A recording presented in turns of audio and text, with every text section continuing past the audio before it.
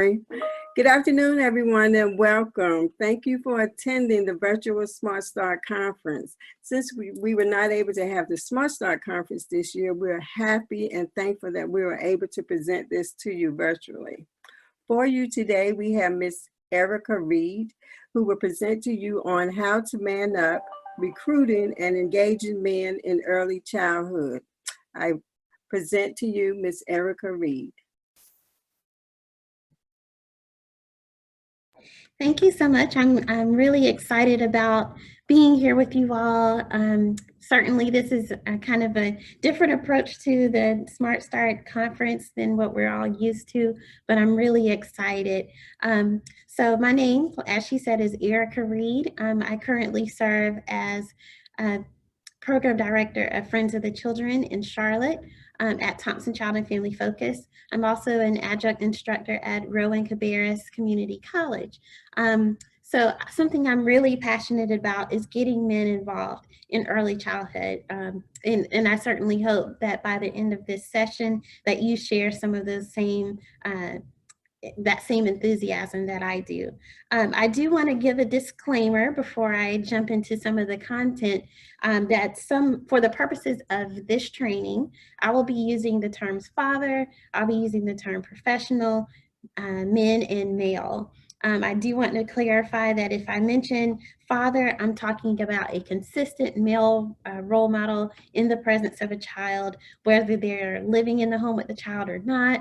It could be an uncle, an adoptive father, anyone who makes decisions on behalf of a young child. When it comes to early childhood professionals, I'm referring to teachers and mentors and whomever works with children in a community setting. And also, as I said, I'll be using the terms male and men. I'll be using those interchangeably, but that does apply to anyone who identifies with those two terms. So I wanted to give that disclaimer.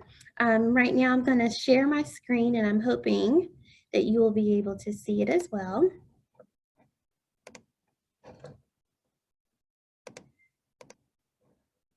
All right, so I've provided my introduction to you, but we'll go ahead and jump into some of the content.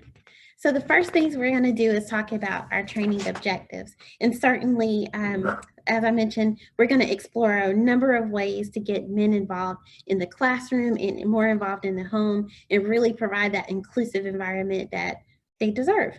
And so we have 4 objectives that we're really going to focus on throughout this session. The first one being definition of male involvement. We all have our idea of what participation looks like. And so we're going to dive into what the male involvement looks like. We also have benefits and barriers of male involvement. There are certainly a lot of benefits and barriers, and at this point is where I want to hear from you all. Also, the implications of recruiting and retaining men in the early childhood profession. As we know, early childhood is predominantly dominated by women. We have a lot of teachers that are in the classroom, a lot of directors. We have a lot of individuals who serve in the capacity, but they are usually female. And how can we change that? How can we encourage more men to seek early childhood or education in general as one of the avenues that they could possibly explore for a career path? And the last thing, we have societal assumptions. So we certainly have a lot of gender roles that we have to overcome, some biases that we also have that we obviously realize that they impact ourselves, the children that we serve, as well as the families that we serve. So early childhood education, whether you believe it or not, is not just women's work. I know we've heard that term before, and I actually despise that term when it comes to that. So early childhood is not just women's work, and these objectives are really going to challenge your thinking. And so I ask that you stretch a little bit, and I encourage you to have an open mind when it comes to this topic. So before we can even get into that, I want to talk about gender biases, gender-based biases. When you think of little boys and you talk about working in a classroom, for instance, I had the pleasure of serving as an assistant teacher in a 3-year-old classroom. And in my classroom, we had centers just like everyone else did. And in our dress up center and make believe and that sort of thing, a lot of the little girls would automatically go to the baby dolls, and the boys would automatically go to the block center and play with the trucks and that sort of thing. And honestly, that's where a lot of our minds go. A lot of our parents are expecting to see those behaviors. And for decades, those kind of gender differences have influenced just the way we play. We're rough and tumble play with the boys and a little more gentle and caring and nurturing with the girls. And so my question is, what about those times when those norms are challenged? How do you approach the work? Are you kind of caught off guard? Are you shocked to see a little boy put on a dress? Are you shocked to see a little girl playing with the blocks and putting on construction equipment and doing the typical boy activities? And you notice I put that in quotations. And so are you feeling conflicted when you see these things? And when parents come into your classrooms or in your agencies, do they challenge that too? Do they ask you, hey, don't let my son do that. Don't let my daughter do that. I'm pretty sure that you're hearing some of those things. I certainly did when I was in the classroom. Unfortunately, those norms or those gender biases do not stop when they're in preschool or in elementary school. Those same concepts kind of follow them throughout their life, well into adulthood. And so when they're deciding to go to school and find a degree to seek, they're looking at the typical professions. And so you're not gonna typically see a girl in construction and learning how to do different trades, but you may see her in education or in nursing and things like that. And so it affects the way it affects your field of study. It affects your parenting style. So seeing a father toss an infant in the air and catch them and kiss on them may be normal for you to see, but what if a mom does that? You'll sometimes have a second guess about her parenting style. So I would like to go to the next topic. So we were talking about male involvement. The way I define it is intentionally recruiting and engaging men, with the key word being intentional. So sometimes we think we're inviting men to be a part of our classroom, a part of our parenting programs, but when we think about it, a lot of our materials and our content is really geared toward the women.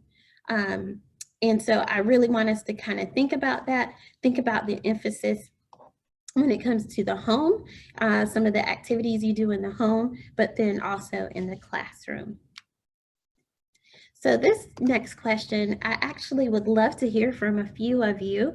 How is the male presence viewed in early childhood? Do you encourage it, discourage it? Do you welcome it, or do you dismiss it?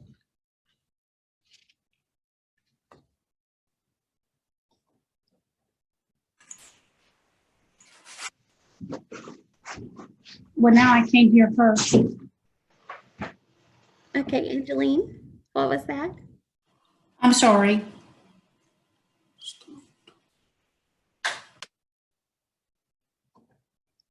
Okay, so I'm not sure if anyone's saying anything in the chat, but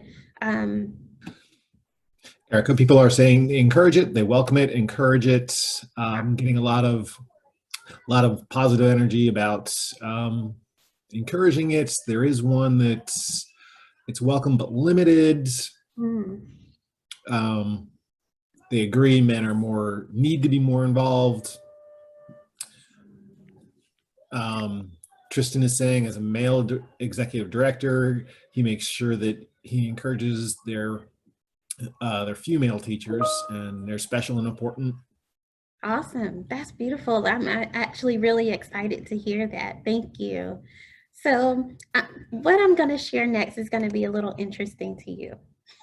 I say we treat men like electricity. And I know you're thinking, what in the world is Erica talking about? What in the world does she mean by that statement? If you think about a natural disaster, we're all in North Carolina for the most part, and something that we're really used to are hurricanes, right? So think about hurricane season, something comes in and all of the trees are knocking down the power lines and your power goes out, right? Electricity, power, that's something that we certainly take for granted, something that we miss it when it's gone, okay? So during that time, you notice that your candles and your flashlights are like your best friend, and that charging your cell phone, setting your alarm clock, even cooking are things that you're no longer able to do in the same way. And so we take it for granted and we realize that it's a huge inconvenience, sometimes unexpected, and it really truly is a struggle. And unfortunately, we see men in the same light, okay? So sometimes we take them for granted. We view the presence of a male in a child's life as a luxury instead of a necessity, which is unfortunate to children, right? So absolutely, children definitely can develop into phenomenal adults and have prosperous lives without the male presence. But just think about how much more a child can benefit by having their presence available. So I just wanted to shed some light on that topic and just really think about how we're engaging men and making them feel. Are we making them feel like a necessity or a luxury? So this is a picture of myself and my dad. This is about, I don't know, maybe 20, 25 years ago, this picture. If anyone has struggled meeting a daddy's girl, I would like to reintroduce myself. My name is Erica Reid, and I am definitely a daddy's girl. I certainly take pride in that. And growing up, I was very fortunate not only to have my father in my life, but my older brother, my godfather, several uncles, cousins, and that sort of thing. So I was never deprived, even teachers. I was never deprived of having a positive male role model in my life. I was able to know how women should be treated. I was able to learn so many different activities and things that typically young girls don't know how to do and that sort of thing. And so I was able to learn a lot of lessons from all of the males in my life. And I soon realized very early in life, maybe elementary school or middle school even, that a lot of my peers did not have that same influence. Their fathers were not present. Their fathers were not participating in their extracurricular activities. They were not in the home. And so my privilege, if you will, really inspired me to dive a little deeper and really kind of seek how it's going to affect people long term. And so when I obtained my master's degree, this is a topic that I really wanted to learn a little more about. And so a few years ago, I conducted a very small survey. I had approximately 50 fathers and early childhood professionals and teachers participate and just provide me some of the experiences that they have experienced over time. And these are some of the things that they said. One father was told that he was not naturally caring or nurturing, which was very offensive to him because he felt like this child is my world. I'm very much a part of this young child's life. I believe that I'm caring and nurturing, but because I'm a man, people don't believe I know what I'm doing. I'm on daddy duty and things like that. And really, he's like, that's my child, that's my son, that's my daughter. And so this was offensive to the father. Another father was told that he has absolutely no idea what he's doing. So when it came to his wife, she traveled a lot for her work. And so he had to cook and clean and bathe the young children and teach them their, tutoring and doing their homework and things like that. And the father was told that, oh, he doesn't know what he's doing. Oh, that's so cute. The daddy is attempting to do something. And it was offensive to him as well. One of the teachers that I encountered was told that he should not change an infant's diaper. I know a lot of centers who feel the same way. Not that I'm asking anyone to change their policies or anything like that, but I do want you to think about how this comes off to a teacher that is male who happens to enjoy working with young children. It's sometimes frowned upon. People look at them as, oh, why do they want to work with young children? Oh, he must love kids. He must be a pedophile. He must be this, he must be that. When in actuality, he just loves working with young kids just like we do. And it's very unfortunate that they have to go through all of these extra obstacles and tackle all of these extra things that we don't have to necessarily go through. People don't think twice when a woman is changing a diaper of a young child, or a woman is left alone in the room with one child. And it's very unfortunate that that's the case. And so sometimes you will see male teachers paired with the older kids who are able to speak for themselves and who are able to talk and walk around and that sort of thing, who are already potty trained and things like that, or toilet learning. And so it's just something to think about. And these are, like I said, just some of the things, some of the many things that they shared with me. All right, so people are conditioned by their experiences. So as I mentioned earlier, I was very fortunate in my experiences. So I look at the world maybe sometimes with rose-colored glasses and think that everyone has had the wonderful experiences that I had. But whether we realize it or not, growing up fatherless or never having a male teacher, or even being a single mother, those experiences can also impact the way that you interact with the world. And so that also has an impact on young children. And so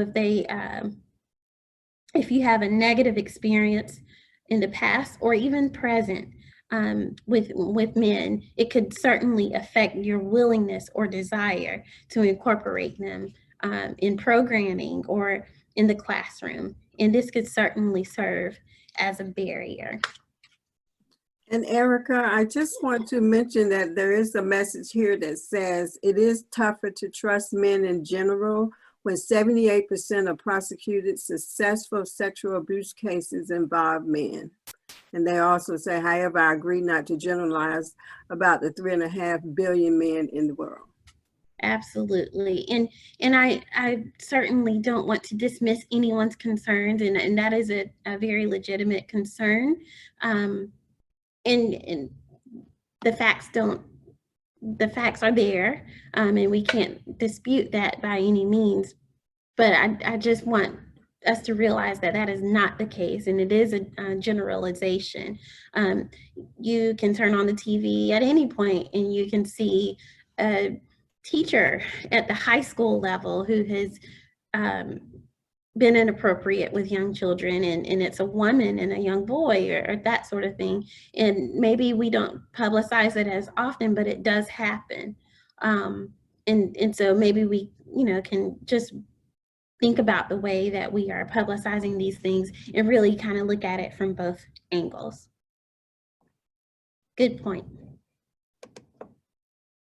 So then we have the benefits and barriers of male involvement. And at this point, I really would love to hear from you. And I can try to pull up my chat if I don't mess up anything. But I would love to hear from you what you think the benefits and barriers are of having men in the classroom, but then also involving fathers when they're at home into some of the night routines or meals or things like that.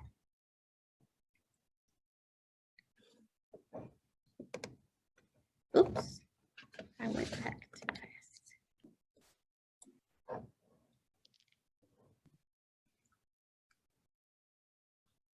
I don't know if we have any suggestions with the benefits and barriers. Okay, it's coming through now. I see one that says reducing general gender stereotypes. Absolutely, it does. It can certainly reduce the stereotypes. And so we have a picture, as we talked about earlier, of certain people working in the classroom, and they may be right, they may be wrong. And so reducing those stereotypes are great. Oh yay, I actually pulled up my chat, so now I can actually follow along too. So involved fathers definitely build self-esteem for children. That is so true. Children who have that support, and this is just parental involvement in general, right? Whenever you know you have a strong support system at home, you're more willing to step out and make that extra effort and take chances and take risks because you know that you have that support right back at home. Very good. And I'll maybe read one more. Let's see. Men need to support each other's abilities. Let's see, to be there for their children. Some men still think it's a woman's place to care for the children. Absolutely. And that is probably going to be an uphill battle. Unfortunately, like we talked about, it is a societal norm that women take care of the children, and that kind of translated into education, which is unfortunate because there are so many benefits in having men support our young children. Let's see. All right, so what I'll do is go ahead and go to the next slide, and I'll catch up on some of these in a little minute. I just want to be conscious of our time together. So we're going to talk about the power of men in the early childhood classroom. So recruiting and retaining male teachers has a huge impact on young children. And so this includes fathers being in the classroom and volunteering and that sort of thing, but also having a male teacher. So having the teachers are good. And it's one thing to just recruit them, but once you get them, how are you going to keep them?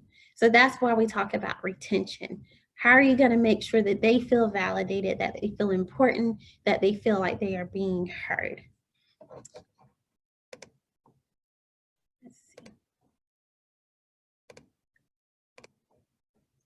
Sure if this is going to play for me.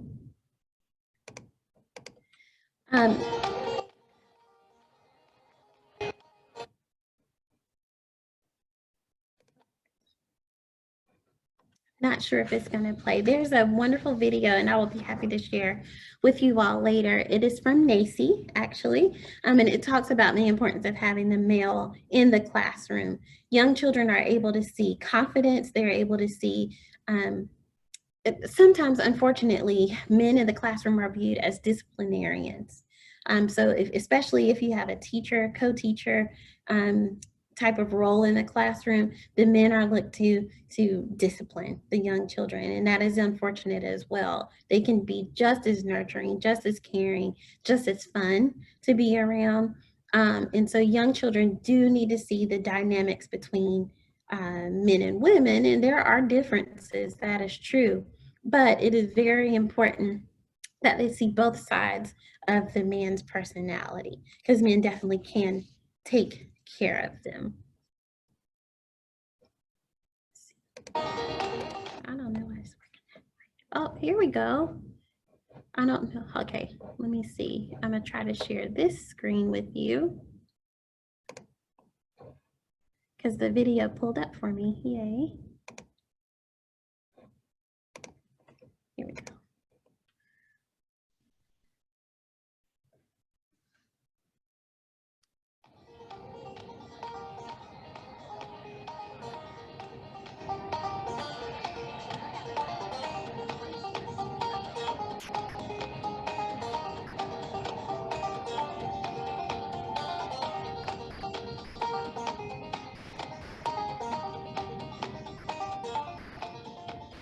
Often when males are mentioned as it relates to being in the classroom, they're often viewed as a disciplinarian, someone who's the boys are gonna listen to. And I think that there's so much more to men being in early childhood classrooms. And I think a lot of it has to do with the cultural context of the children, right? So, they are all bringing with them different things to the classroom, and depending on what that is, that affects how they interact and perceive a male teacher. I think that men bring a sense of wonder to curriculum.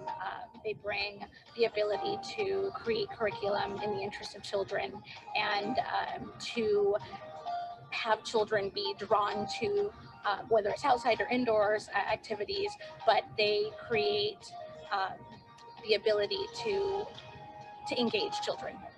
Students are going to be going through school with mostly female teachers. So maybe if I could just make a connection with one or two students and be a positive male role model for them, I think that can go a long way in their development as a student.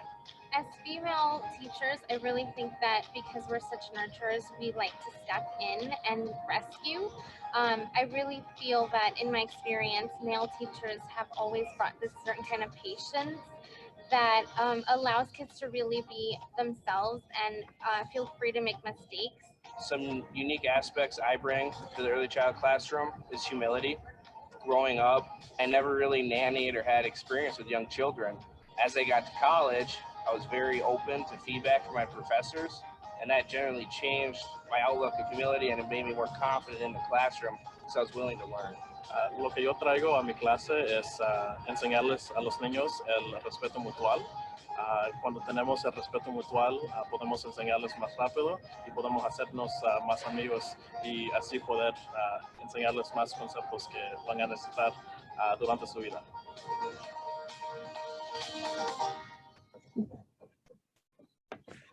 All right.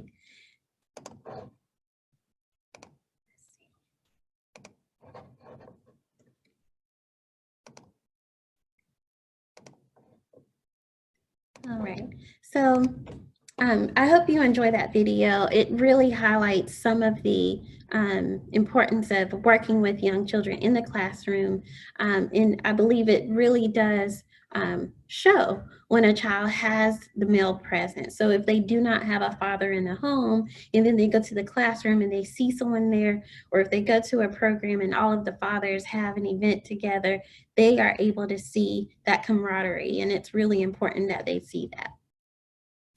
So now we have the essence of responsible fatherhood framework. I asked that you really actually research this a little bit because there's a lot of good information around this, but I've highlighted 4 of the main issues that they have brought to our attention. The first one being involvement, which we talked about.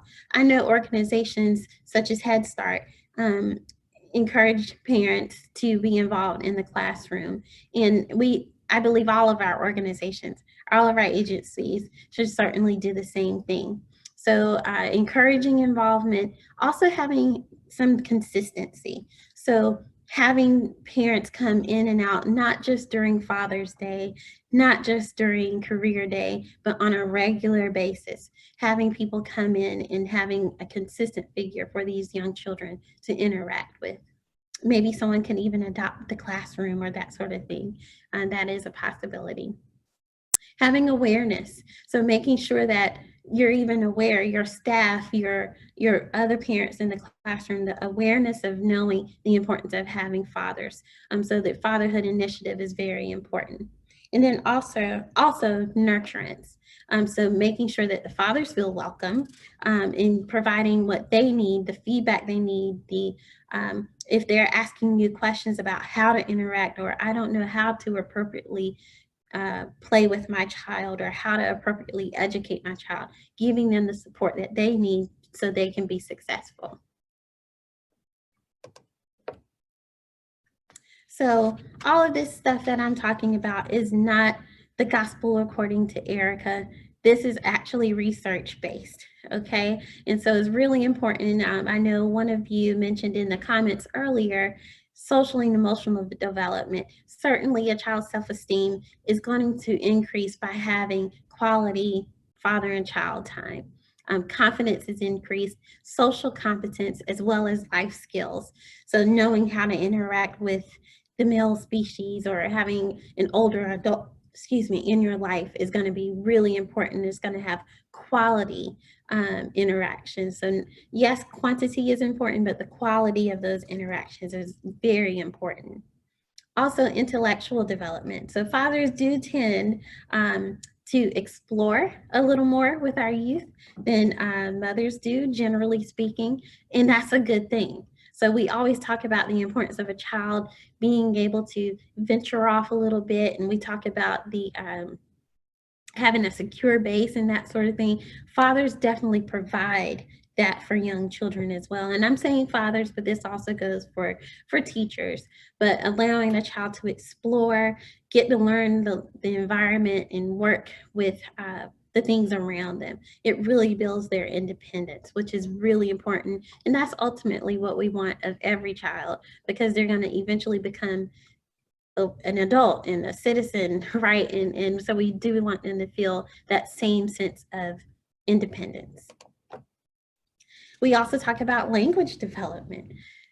So obviously we all know, and I have a high-pitched voice naturally, but mothers tend to go with the higher pitch and coochie coochie coo and using all of these terms, and fathers do too, but when they use it, and we talk about parentese, right? And so using words that aren't really words, but we alter them just slightly so young children can understand them. And so fathers do it too. So they have the higher pitched, slow down variation of speaking, but they're more likely to speak in ways that are going to challenge a child in the abilities with language. And so they'll use different words, they'll rough and tumble play and things like that we talked about earlier in social communication exchanges.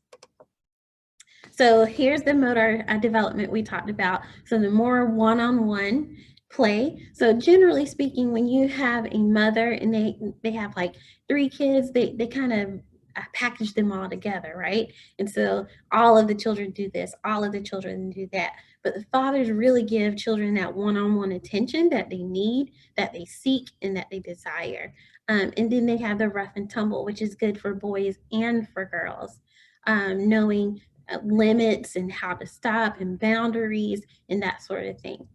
This encourages large motor development. We all know how important that is. So tossing the balls and jump ropes and riding bicycles, all of those things are really important. You let them explore what their bodies are capable of doing. A lot of times mothers or women, we kind of limit them. Oh, be careful, don't jump off of that. Don't do this, don't do that. Fathers allow them to kind of bang themselves up a little bit just to see how far they can go without really injuring themselves. And it's okay, because otherwise they may not learn limits and what their bodies can do, and certainly within parameters. And it helps them learn to regulate their emotions when engaging in impulsive physical contact. So whenever they're playing all of these games and they start to cry or they get hurt or someone takes their turn and that sort of thing, they're less likely to be as impulsive and hit and kick and scream and some of those negative behaviors that we sometimes see. So it is very beneficial to have that male presence. So my question is, have you done your part? Now, we will all love to think we do, but if we're honestly taking a time in a moment to reflect and think about our classrooms, think about our centers, think about our parenting classes that we offer, are we really targeting fathers? Or are we just generally saying, hey, parents, come join us? Or are we really saying intentionally, we talked about intentionally, recruiting the fathers and engaging them? And so I want you to think about that. So here are a few suggestions. So we have Career Day. So tap into a father's interest. So at the center that I currently work, we had a career day last year, and one of the fathers is a barber. This father came in to one of our classrooms, I believe it was the 3-year-old classroom. He had a baby doll. He put the little apron around the baby doll and proceeded to use his clippers on the doll and talk to the kids about getting their first, well, not their first haircut, but getting haircuts and getting trims and different things. And the kids were so excited, not only because a male was in the classroom, it was career day, having this just a new face in the room, but also that they were able to ask questions. They took pictures with him. They were just so excited to participate and have career day and have something different in the classroom. So definitely allow them to do things that they're comfortable with. Also, circle of parents, maybe with a father focus. Circle of parents, if you're not familiar, I know some of you are, but circle of parents is like a support group, if you will, for many parents. And you can definitely choose your own target audience. And if you want to do a father's group, that would be highly encouraged.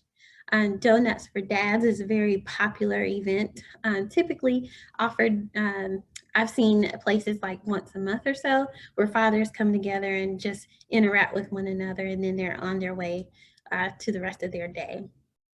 Father of the Year Award, so recognizing the fathers that you see on a regular basis, those who go the extra mile in supporting your center or your agency.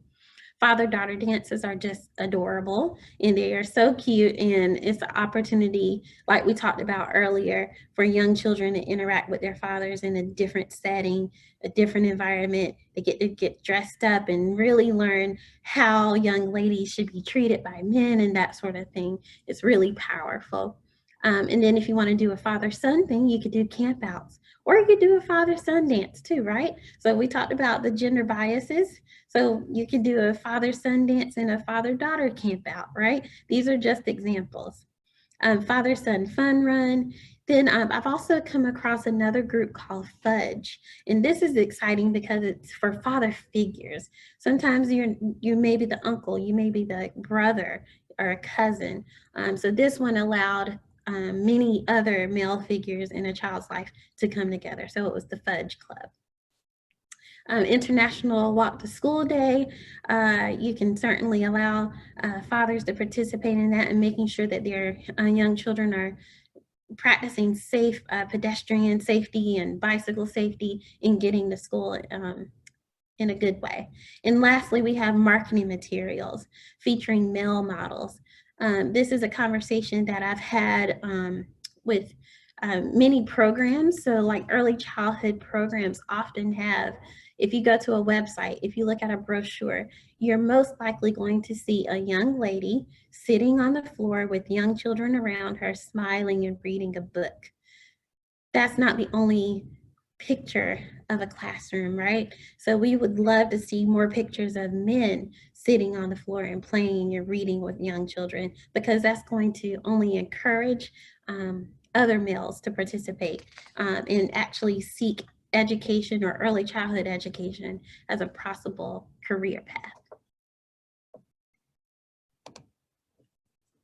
I am not going to play this video for you just because of the essence of time, but this is a great video. It's really old now.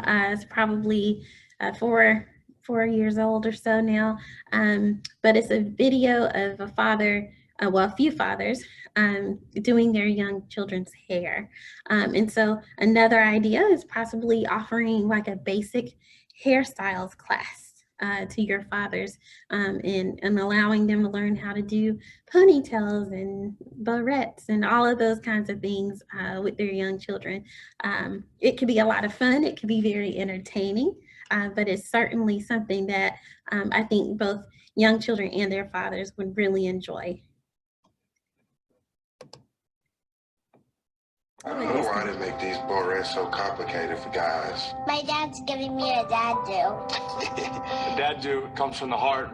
It's probably not a whole lot of style. Who knows? I mean, maybe there's a post-career here. What you giggling about? I love you, Dad. When you look in the mirror, who do you see? That strong is beautiful.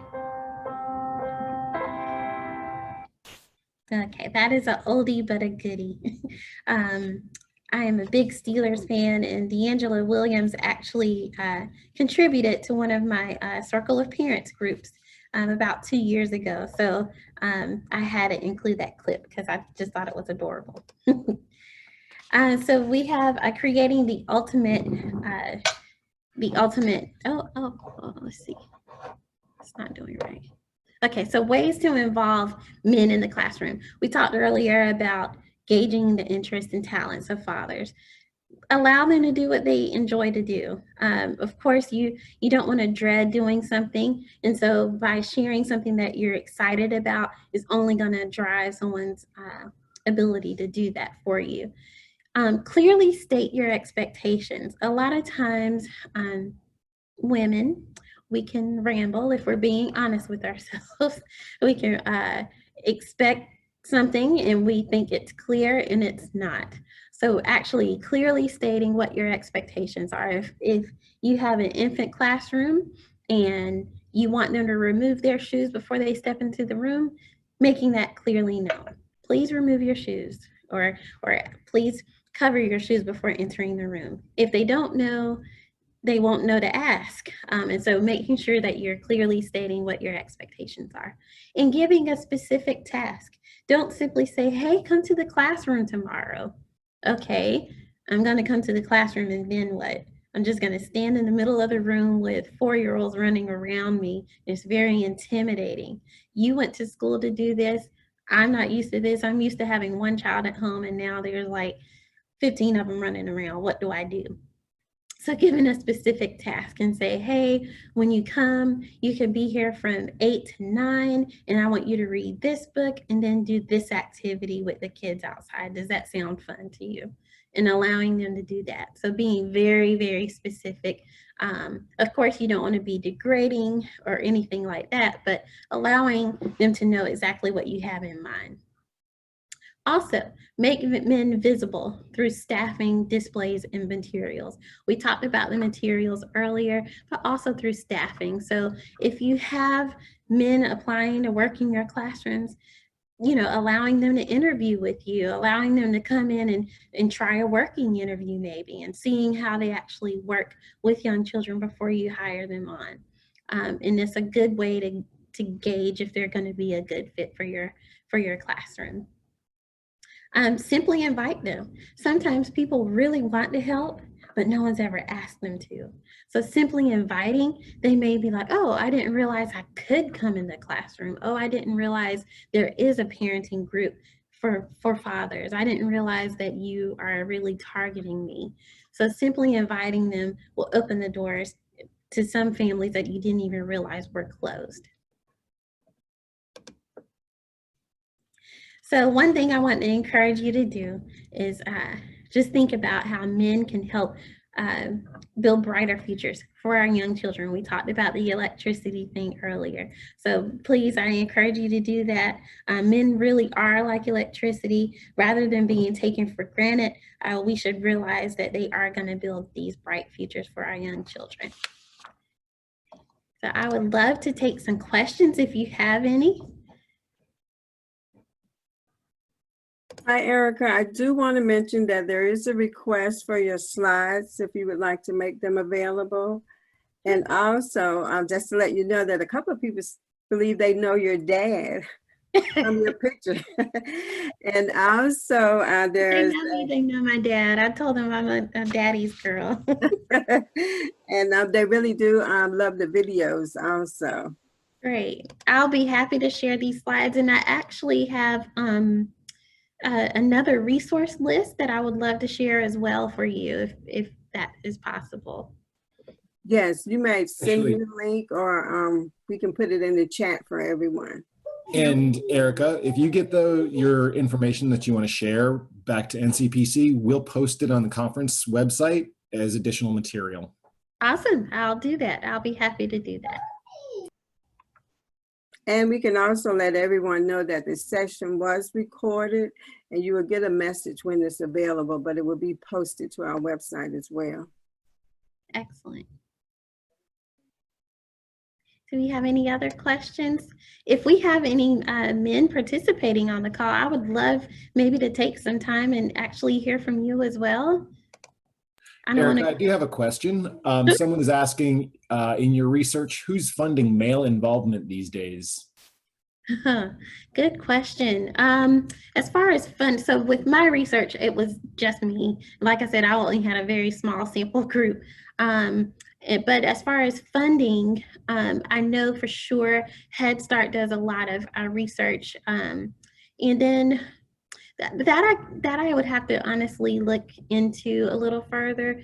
I know NACI has a lot of resources available on their website, but I would have to certainly look a little more into that. I don't want to speak out of turn.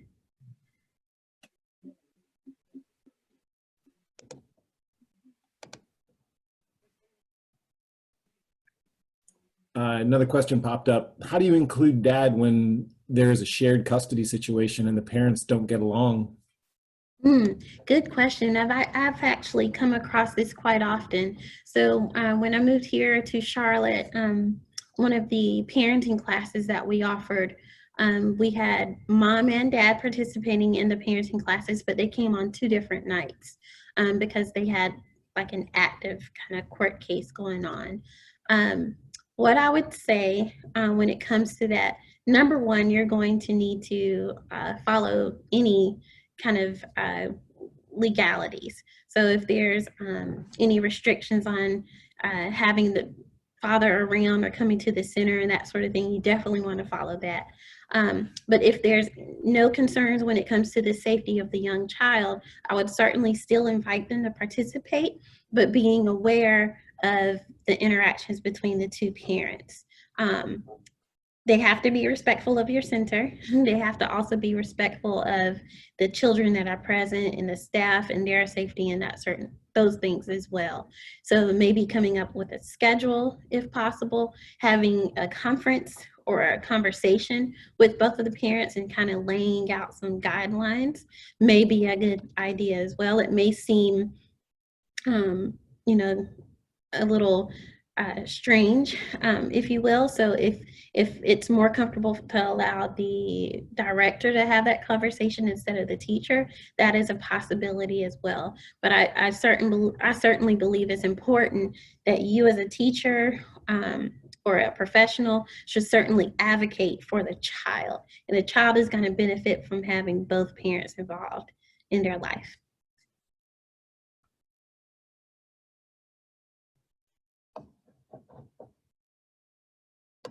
Another question is, for a lot of men, involvement is connected to having a job. What has been the dialogue around this issue? So I know I have a lot of my former colleagues on this call when I worked with Partnership for Children of Johnston County, and we actually offered classes during the evening because of people's work schedules. So that's a possibility. The location that I'm currently employed, we actually offer Saturday classes as well.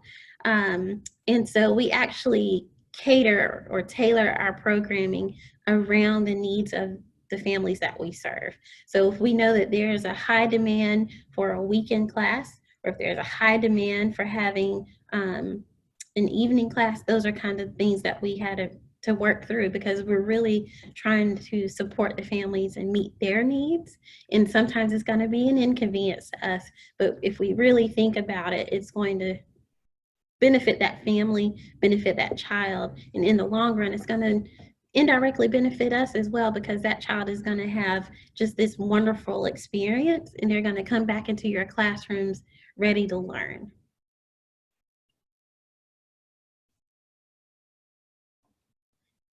Hey, Erica, are any of your classes offered in Spanish? Yes, yes, and actually, so we have classes offered in Spanish, and we also have, I participated in a class maybe a year or 2 ago, and we actually had interpreters for Portuguese, and then we also had someone who was deaf and hard of hearing, and so she had someone there to support her as well during the class. So that was a very different experience for me, but it was eye-opening. So yes, we do offer those services, and there's actually other organizations, there's nonprofits that actually provide those translation services and interpreting services for nonprofits. So you can certainly research your areas. Also, if your area does not have that, so if you have maybe a rural area, you can actually reach out to community colleges or universities. Sometimes they have students who are seeking hours to do just that. So if you need your materials translated, or if you need something interpreted for you, they can provide hours and do that for you.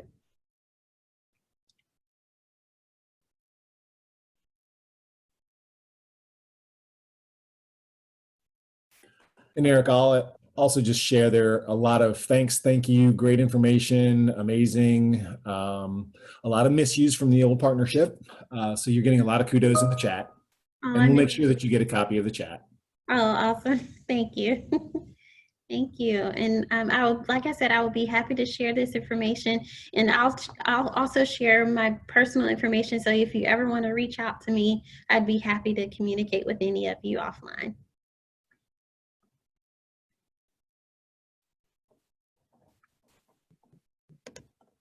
Wonderful. I don't see any other questions. Erica, I would like to say thank you. This is a lot of great information that you've shared with us today.